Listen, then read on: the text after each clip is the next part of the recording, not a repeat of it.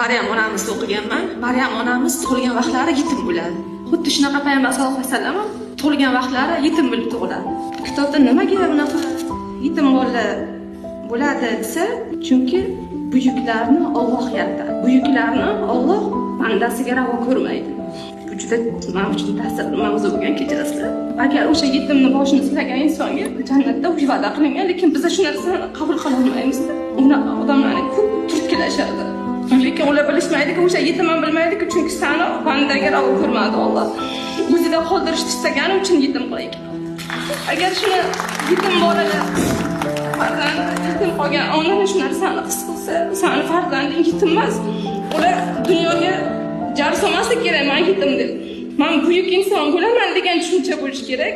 Gohida mana shu nimaga degan savol kelganda inson o'zini yo'qotadi-da, jamiyatda nimagadir erisha olmaydi. Masalan,